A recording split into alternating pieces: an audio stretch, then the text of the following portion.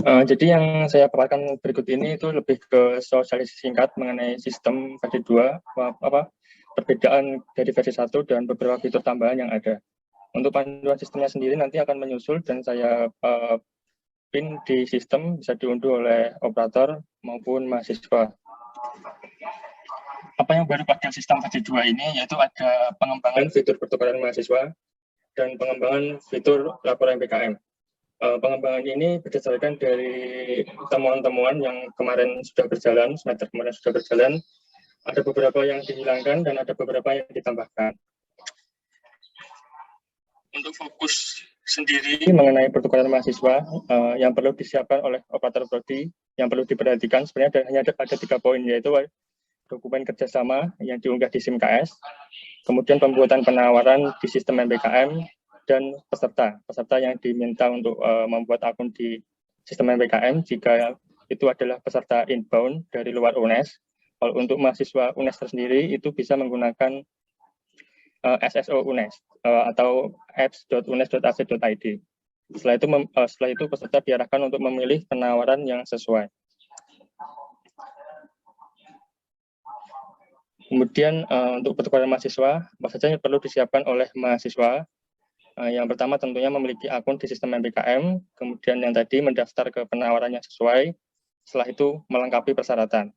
Nah, setelah pelengkapan persyaratan ini nanti operator prodi dapat memvalidasi dan langkah terakhir ada divalidasi oleh tim inovasi pusat. Setelah itu mahasiswa sudah dinyatakan diterima program MBKM. Untuk mahasiswa inbound sendiri nanti ketika sudah diterima bisa akses Elena, bisa mencetak KTM, bisa mencetak LOA, KRS dan KHS. Kemudian tampilan dari sistem itu sendiri seperti berikut ini, Di sini halaman awalnya ada pertanyaan siapakah Anda. Jika warga UNES maka diklik tombol yang berwarna kuning, dan jika dari luar UNES bisa diklik tombol warna biru. Mungkin saya ganti share screen ya, Pak. Oke. Jadi nanti jika Bapak Ibu operator berhasil masuk ke sistem, tampilan awalnya adalah seperti berikut ini, guys. Ada pojok kanan atas, di sana ada tombol untuk melihat profil, mengganti bahasa, dan mengganti semester.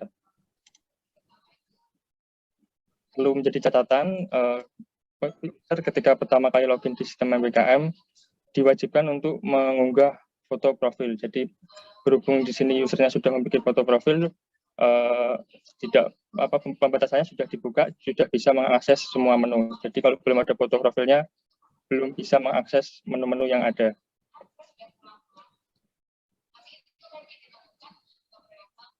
Ini sekedar, Pak.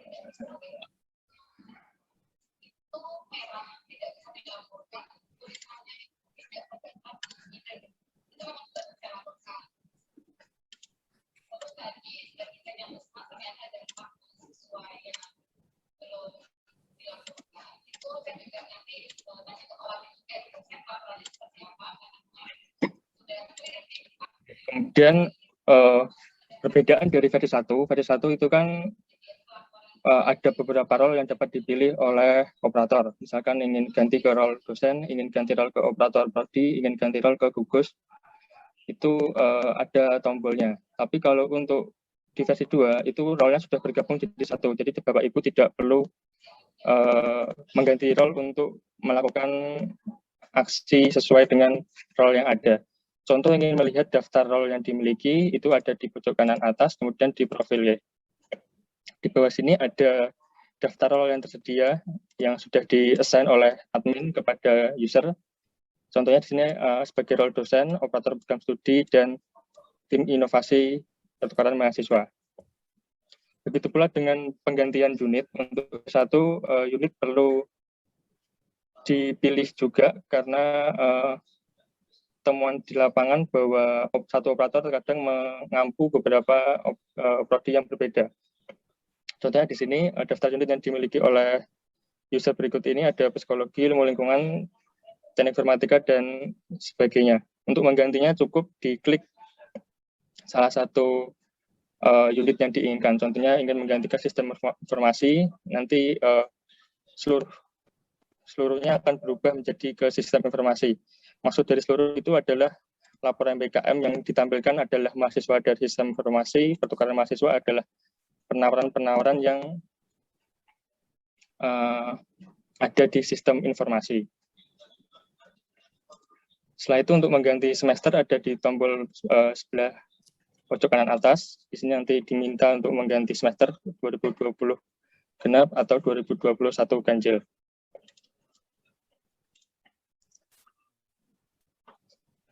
Setelah itu saya akan masuk ke pertukaran mahasiswa.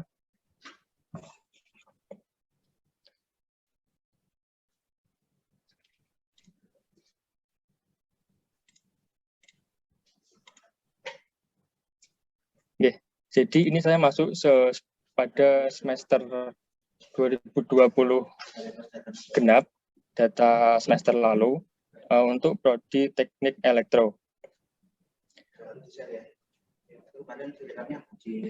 Jadi tampilannya tidak baris seperti tidak baris seperti versi pertama. Jadi bentuknya seperti kartu-kartu seperti ini. Untuk outbound pada tab outbound, untuk inbound pada tab inbound. Kemudian untuk button di pojok kanan atas ini adalah sebagai filter. Misalkan di sini ada informasi penawaran berjalan ada 4, penawaran selesai ada 2. Ketika diklik salah satu nanti akan terfilter yang hanya berjalan atau yang berikut ini nanti yang hanya selesai. Lalu bagaimana cara pembuatan penawaran? Berbeda dengan versi 1, untuk pembuatan penawaran sendiri ini di versi 2, operator perlu menyiapkan mata kuliah dari mitra. Contohnya, ini selanjutnya untuk pembuatan penawaran, ada beberapa step yang harus dilalui, yaitu ada pemilihan kategori, menemukan mitra, memasukkan kode jadwal, konfigurasi kode jadwal, dan validasi akhir. Contohnya sini saya akan mencoba memasukkan cakupannya dalam negeri, tipe outbound, metode online. Kemudian kategori lain ini opsional, apakah tergolong permata mandiri, permata sakti, atau kategori lain yang ada. Jika tidak ada kategori lain, mungkin bisa diusulkan ke admin untuk ditambahkan. Setelah itu memilih universitas mitra.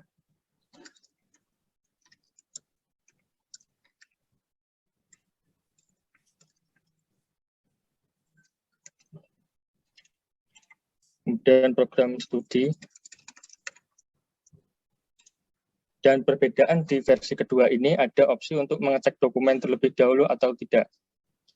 Hal ini dimaksudkan untuk menampung beberapa penawaran pertukaran mahasiswa yang kerjasamanya itu mendadak, jadi belum disiapkan untuk dokumen kerjasamanya.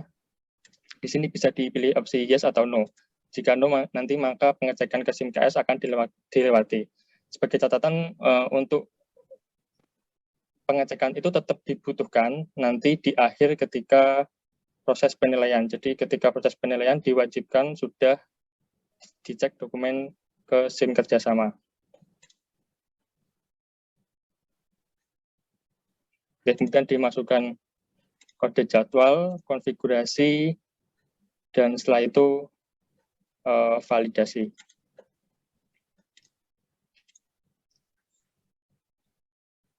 Setelah itu jika contoh penawarannya sudah berhasil dibuat, di sini akan saya berikan salah satu contohnya. Nah, berikut ini adalah detail dari penawaran yang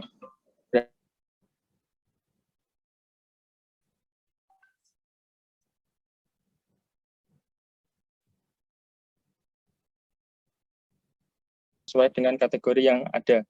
Contoh di sini adalah kategori sama prodi beda univ outbound internasional, yang mana persyaratannya adalah sebagai berikut.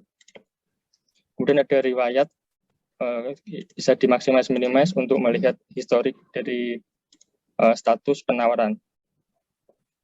Berikutnya di bagian bawah adalah daftar peserta yang ada pada penawaran ini. Di button-button yang tersedia di sini salah satunya adalah Yang hijau ini untuk melihat daftar peserta, yang kuning untuk melihat daftar pendaftar. Pendaftar ini adalah mahasiswa yang baru memilih penawaran, tapi belum menjadi peserta. Jadi mahasiswa yang mendaftarkan ke penawaran itu tidak otomatis menjadi peserta, perlu diterima dulu oleh operator. Kemudian ada juga untuk tombol yang berwarna merah, yaitu daftar peserta ditolak. Jadi jika ada beberapa peserta yang ditolak dan salah tolak, itu masih bisa dikembalikan ke penawaran. Setelah itu untuk tombol mata, itu tombol mata aksinya adalah untuk melihat detailnya. Di sini contohnya ada detail mahasiswa dari Muhammad Adin Malik. Ini sama, ini adalah riwayat status. Jika di bagian sini adalah riwayat status dari peserta, dan yang sebelah atas adalah riwayat status dari penawaran. Contohnya di sini adalah riwayatnya sebagai berikut. Dan untuk melakukan proses selanjutnya atau proses pengubahan status ada di tombol proses selanjutnya. Setelah itu memilih statusnya, ingin direvisi, persyaratan ditolak, atau yang lainnya, dan diberikan catatan. Untuk status ini sendiri nanti opsinya berbeda-beda sesuai dengan kondisi dari penawaran dan peserta yang ada. Setelah itu untuk manajemen persyaratan, di sini juga sedikit berbeda dari versi pertama. Sifat dari manajemen persyaratan ini adalah bersifat histori. Jadi ketika revisi nanti ada lagi jenjang untuk memasukkan berkas yang baru. Jika revisi ada lagi untuk memasukkan yang baru. Jadi bisa dibaca historinya. Kalau yang versi pertama kemarin itu metodenya mereplace penawaran mereplace persyaratan yang sebelumnya sudah ada. Jadi nanti yang bisa menambahkan persyaratan adalah mahasiswa, kemudian operator dapat membuat respon. Kemudian begitu seterusnya hingga status terakhir dari peserta tersebut diterima. Jika sudah status terakhirnya diterima, proses selanjutnya baru bisa dilanjutkan. Kemudian untuk proses penilaian masih dalam pengembangan, dan pada tab pencetakan ada beberapa dokumen yang dapat dicetak. Salah satunya adalah daftar peserta pertukaran mahasiswa outbound, inbound, LOA, KRS, dan KHS sesuai dokumen-dokumen yang dibutuhkan nanti untuk ke mitra. Selanjutnya ada lapor MBKM. Di sini sama, di tombol button yang atas ini bisa dapat digunakan untuk memfilter data yang ada atau ditampilkan semuanya. Setelah itu untuk detailnya sendiri dapat dilihat. Okay.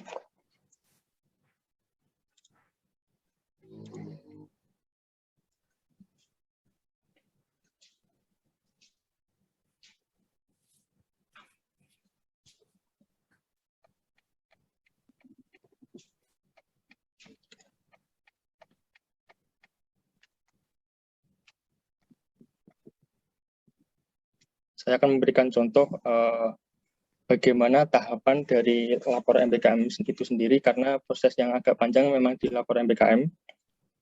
Tahapan pertama adalah mahasiswa melaporkan kegiatan yang ia ikuti, yaitu kegiatan yang diselenggarakan oleh Dikti ataupun instansi lain di luar UNES. Setelah laporan dibuat oleh mahasiswa, aksi selanjutnya adalah oleh operator. Jadi fokus pertamanya adalah untuk membuat riwayat ini statusnya menjadi diterima. Misalkan diterima nggih.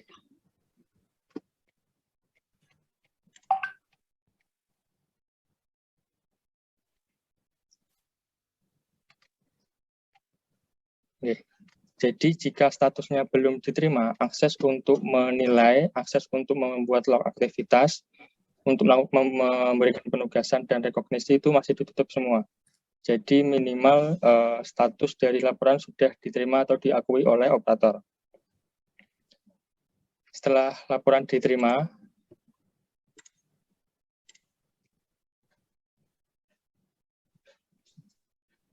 nantinya mahasiswa memiliki akses untuk mengisi log aktivitas. Perbedaan dari versi pertama dari MBKM itu file lognya diunggah berupa dokumen PDF. Sedangkan kalau di versi kedua, log aktivitasnya ditambahkan satu per satu per hari oleh mahasiswa.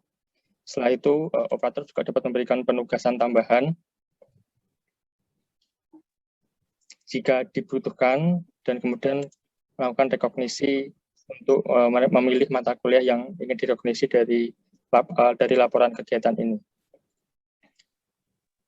Perlu diperhatikan juga untuk proses rekognisi ini juga memiliki batasan. Batasannya adalah laporan ini harus sudah memiliki minimal 1 nilai mitra. Dan ketika ingin memasukkan nilai mitra, harus sudah mengunggah file nilai, yaitu file bukti nilai dari yang dikeluarkan oleh mitra. Jadi seperti itu, ada beberapa tahap yang harus dilewati. Sekedap saya ganti.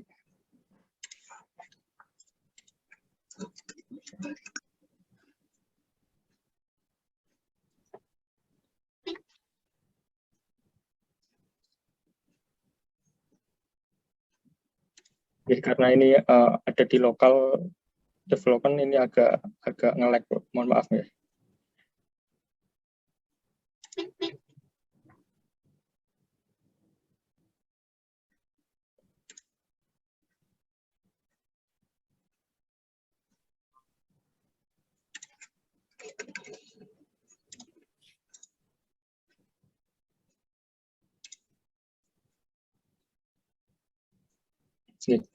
Contohnya adalah seperti ini, ada contoh dua log kegiatan yang sudah dimasukkan oleh mahasiswa, dan ada penugasan yang diberikan oleh operator. Penugasan ini di dalamnya ada respon-respon dari operator maupun mahasiswa itu sendiri. Contohnya adalah sebagai berikut. Di sini ada penugasannya adalah misalkan berupa laporan akhir, ditugaskan oleh operator, segera dikumpulkan, terus nanti mahasiswa bisa merespon, dan begitu juga melampirkan dokumen yang ingin diunggah. Kemudian nanti operator bisa memberikan respon lagi, atau mahasiswa nanti bisa memberikan respon lagi, jadi sifatnya sangat fleksibel. Setiap aksi dan juga setiap aksi pengubahan riwayat status dan pemberian respon, nanti sistem akan secara otomatis mengirim pesan saya yang ada di tab ini, pesan saya. Jadi nanti ada notifikasi mengenai aktivitas yang berkaitan dengan user tersebut.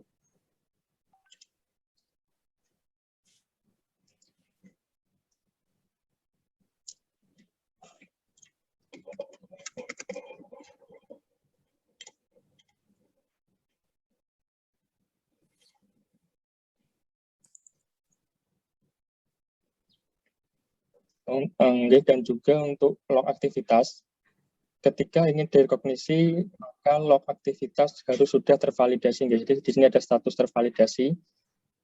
Validasi dapat dilakukan oleh mahasiswa itu sendiri maupun oleh operator, tetapi untuk pembatalannya hanya dapat dilakukan oleh operator. Misalkan ada log yang ingin diganti atau ditambahkan, maka perlu dibatalkan dulu log aktivitasnya. Setelah itu, setelah sudah tervalidasi, sudah diterima, sudah ada nilai mitra, maka rekognisi sudah dapat dilakukan.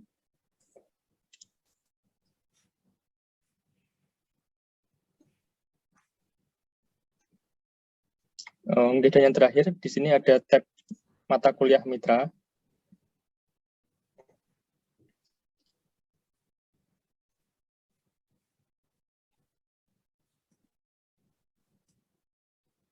Yang mana ini digunakan untuk proses pertukaran mahasiswa. Jadi jika ketika membuat penawaran pertukaran mahasiswa, tetapi ini mata kuliah mitra belum tersedia, itu dapat dibuat pada tab berikut ini, mata kuliah mitra. Prosesnya adalah diklik buat, kemudian mencari unit atau perguruan tinggi program studi dari mitra.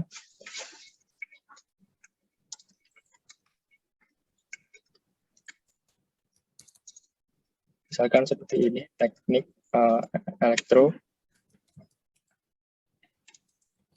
Kemudian memasukkan nama dalam bahasa Inggris, kode, dan SKS-nya. Ada catatan juga jika perguruan tinggi atau program studi tidak ditemukan, mungkin ini untuk kasus pertukaran mahasiswa internasional, jadi tidak semua prodi di PT luar negeri itu terdata di database sistem MBKM. Jadi solusinya adalah tetap tadi membuat dokumen kerjasama di SIMKS, nanti dilingkan ke kerjasama MBKM, yang mana di sana kalau belum ada prodi yang tersedia, nanti bisa dibuat di sana dan secara otomatis nanti juga akan terbuat di sistem MBKM.